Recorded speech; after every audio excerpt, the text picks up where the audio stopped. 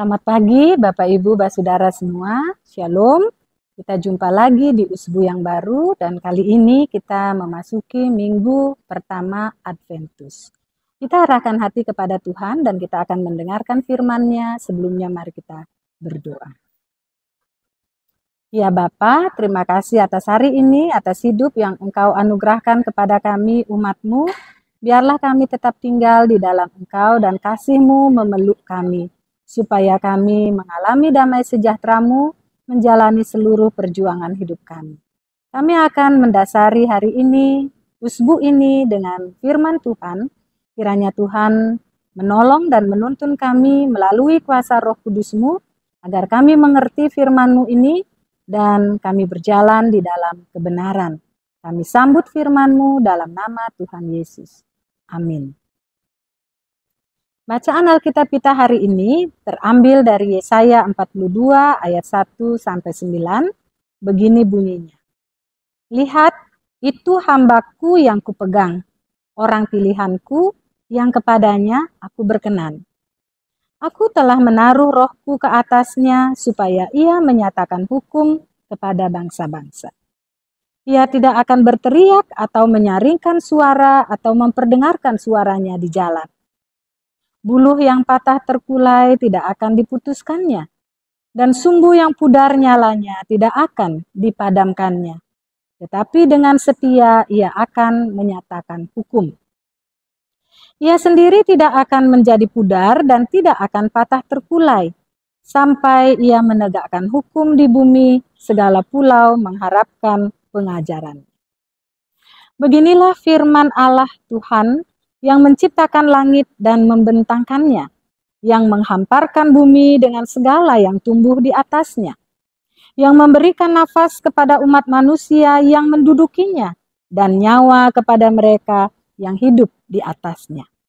Aku ini Tuhan, telah memanggil engkau untuk maksud penyelamatan. Telah memegang tanganmu. Aku telah membentuk engkau dan memberi engkau menjadi perjanjian bagi umat manusia, menjadi terang untuk bangsa-bangsa.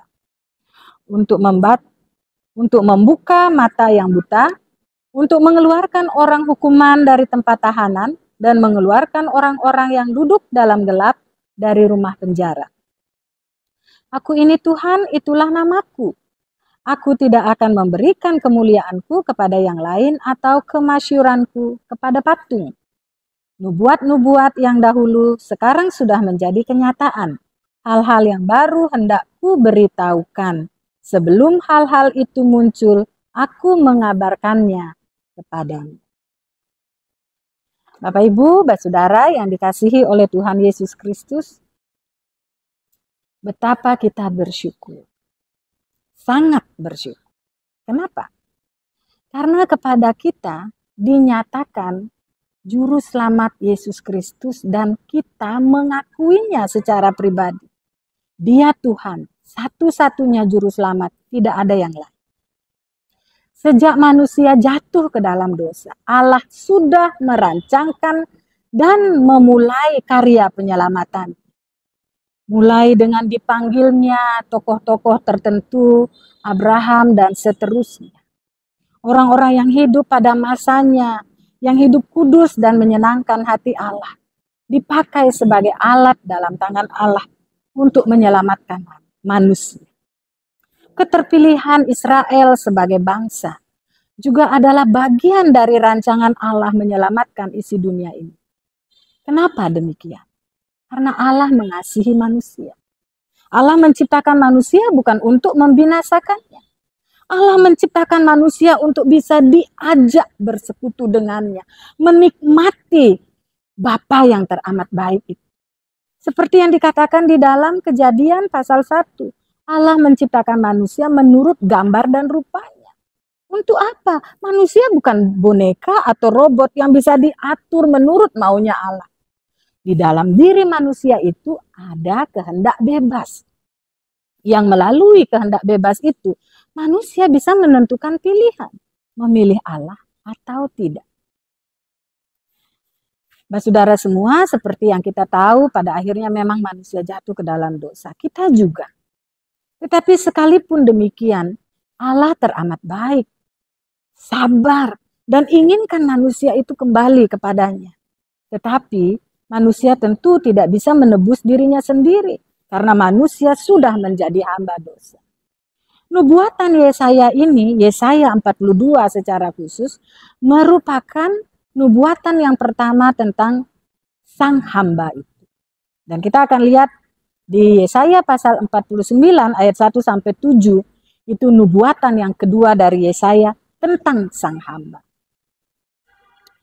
Yohanes 3 ayat 16 mengatakan, karena begitu besar kasih Allah akan dunia ini, sehingga Ia menyelamatkan semua orang, setiap orang yang percaya kepadanya. Jadi tidak ada yang diselamatkan, ada yang tidak diselamatkan. Tidak demikian, semua orang. Kenapa? Karena Allah tidak inginkan satu orang pun binasa. Itu artinya apa?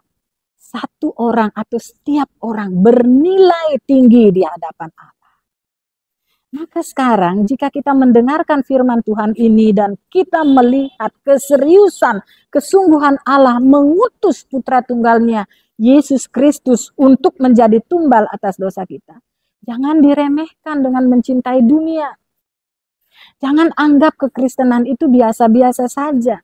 Jangan anggap membaca Alkitab dan berdoa itu yang nomor 2, nomor kesekian dari kepentingan-kepentingan kita. Justru itu yang nomor 1. Siapa yang memberi hidup? Siapa yang menyelamatkan kita? Bukan dunia, bukan kesenangan dunia yang kita cari siang malam dengan seluruh perjuangan dan kerja keras kita. Tapi justru yang memberi hidup itu adalah Tuhan. Bahkan bukan hanya hidup soal lahiriah atau jasmania semata. Hidup kekal disediakan. Dikatakan di sini, buluh yang patah terkulai tidak akan diputuskannya. Dan sumbu yang pudar nyalanya tidak akan dipadamkannya. Ia sendiri tidak akan menjadi pudar dan tidak akan patah terkulai. Nampaknya Yesus dengan pengorbanannya terlalu rendah di pandangan orang yang tidak percaya kepadanya sebagai juru selamat. Terlalu rendah di pandangan manusia yang tidak mengakui karya keselamatan yang dikerjakan oleh Allah Bapa. Kenapa demikian? Yesus mengalah, Yesus murah hati, Yesus mengampuni orang berdosa. Dia digiring ke Golgota, dicaci maki, dicambuk, berdarah-darah. Lemah menurut pandangan manusia. Tetapi justru di situ letak kekuatannya. Kenapa? Karena disitulah ketaatannya ditunjukkan, kesetiaannya, kerelaan berkorbannya. Nah, sejauh mana kita sebagai orang Kristen yang notabene mengaku Yesus sebagai guru agung kita. Kita mengikuti Yesus. Apakah kita sudah mengikuti teladannya? Penderitaannya, kesabarannya, kemurahhatiannya, peduli kepada orang lain. Sudahkah kita mengikutinya dengan benar? Bukankah lebih banyak kita egois yang kita pikirkan diri sendiri, kepentingan kita, kita menyingkirkan orang lain untuk diri kita sendiri. Saudara-saudara yang dikasihi oleh Tuhan Yesus Kristus, kita memasuki minggu Advent yang pertama. Dan yang kita nanti bukan perayaan Natal. Advent memang artinya adalah kedatangan. Tetapi yang kita nanti adalah kedatangan Sang Juru Selamat, yakni Yesus Kristus pada kali yang kedua. Dia tidak lagi menjadi bayi malaf, dan kita akan menyanyikan lagu Malam Kudus Sunyi Senyap. Ketika dia datang, dia adalah sang hakim yang adil. Hakim di atas segala hakim. Hanya orang-orang yang menjaga kesetiaannya, menjaga jati dirinya sebagai orang Kristen yang bisa diselamatkan. Di manakah kita pada saat itu? Untuk itu kita harus mempersiapkannya sejak sekarang. Supaya jika dia datang, dia mendapati kita tetap setia. Seperti 5 gadis yang bijaksana. Yang membiarkan pelitanya tetap menyala, tetapi yang juga memiliki persediaan minyak. Jangan suatu saat ia datang, ia mendapati kita seperti gadis yang bodoh. Mempelai datang, pintu sudah tertutup. Mereka berteriak berseru, tidak ada lagi kesempatan. Saya mengajak kita semua, tinggal di dunia tapi tidak menjadi seperti dunia. Tinggal di dunia untuk menjadi terang.